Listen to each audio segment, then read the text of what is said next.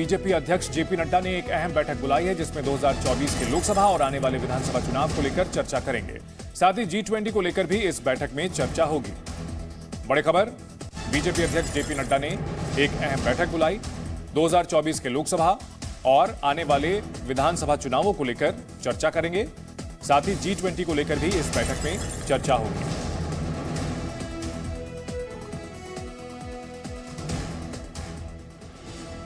शराब घोटाला मामले में आज दिल्ली के डिप्टी सीएम मनीष सिसोदिया से पूछताछ होगी। वो सुबह करीब 11 बजे दिल्ली में सीबीआई के दफ्तर पहुंचेंगे। देखिए 1 मिनट में रिपोर्ट। सिसोदिया को सीबीआई ने आज पूछताछ के लिए बुलाया है। इससे पहले सीबीआई ने उन्हें 19 फरवरी को पेश होने का समन भेजा था। सिसोदिया के पास वित्त विभाग भी है, इसलिए उन्होंने बजट की तैयारियों का हवाला देते हुए पिछली तारीख में पेश होने पर असमर्थता जता दी थी। आज की पूछताछ से पहले सिसोदिया ने आशंका जताई है कि एजेंसियां उन्हें गिरफ्तार कर सकती हैं। इस मामले में चार्जशीट दाखिल होने के करीब 3 महीने बाद मनीष सिसोदिया से पूछताछ हो रही है।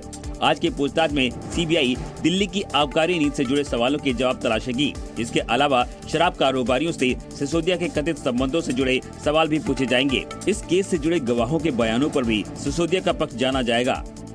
सिसोदिया के करीबी माने जाने वाले दिनेश अरोड़ा के इकबालिया बयान, साउथ लॉबी के सदस्यों, राजनेताओं और शराब कारोबारियों से पूछताछ से मिली जानकारी के आधार पर सीबीआई ने सवालों की लंबी फेहरिस्त तैयार की है। आरोप है इस शराब कारोबारियों को लाइसेंस देने की दिल्ली सरकार की नीति से कुछ खास डीलर्स को फायदा पहुँचाया गया।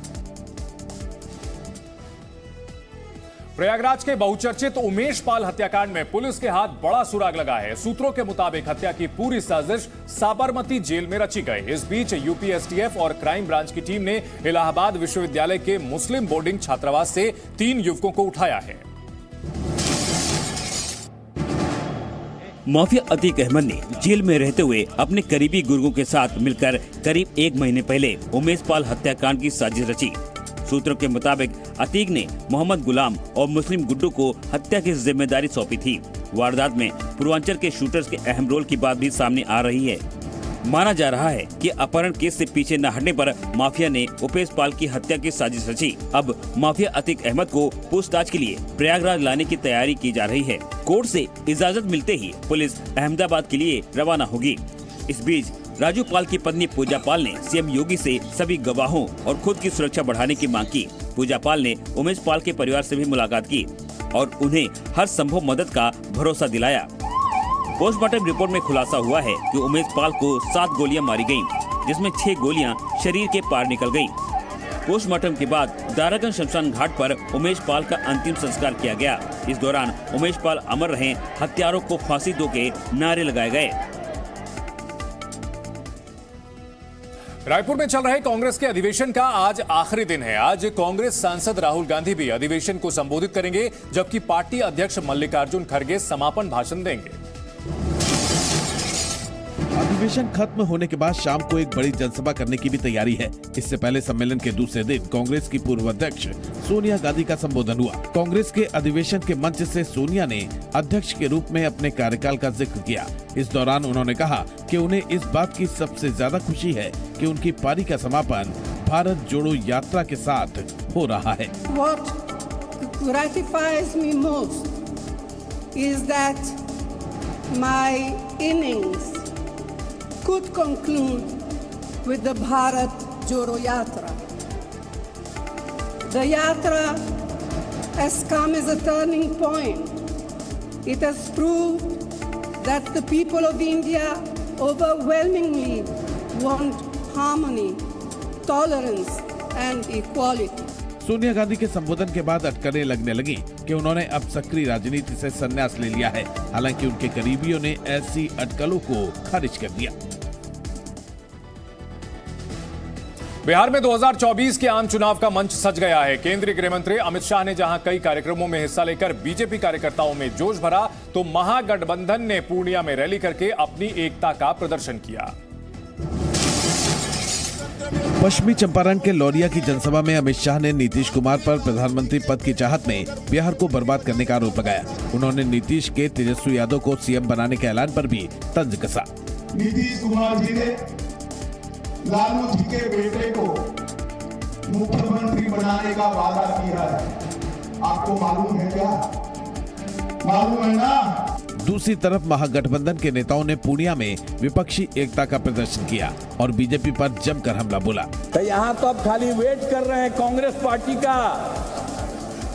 जितना जल्दी आप लोग तय कर लीजिएगा, आप जान लीजिए 2024 का जब चुनाव होगा, चाहे इतना घूमे 100 सीट भी नहीं इनको देश में मिलेगा।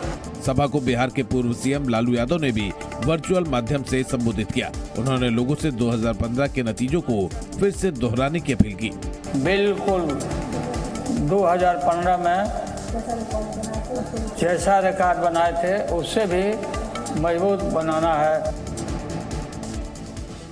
असम के सीएम हिमंता बिस्वा शर्मा ने मेघालय, त्रिपुरा, नागालैंड में बीजेपी की सरकार बनने का दावा किया। उन्होंने कहा कि तीनों राज्यों में बीजेपी के सामने कोई चुनौती नहीं है।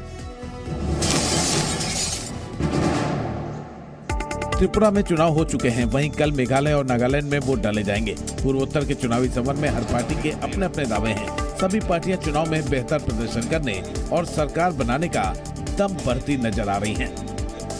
बीजेपी की ओर से जमकर प्रचार करने वाले असम के सीएम हिमंता बिस्वा शर्मा ने चुनाव में बीजेपी की जीत के दावे किए हैं। बिस्वा शर्मा ने कहा कि बीजेपी के सामने कोई चुनौती नहीं। प्रधानमंत्री मोदी पर जनता को भरोसा है और तीनों राज्यों में बीजेपी की ही सरकार बनेगी।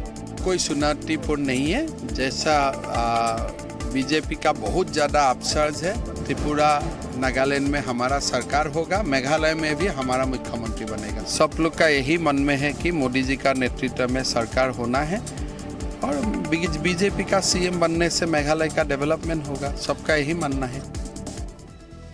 असदुद्दीन ओवैसी ने मुसलमानों से अपील की है। ओवैसी ने कहा कि पवार, ठाकरे और शिंदे की तरह क्या महाराष्ट्र का मुसलमान नेता नहीं बन सकता।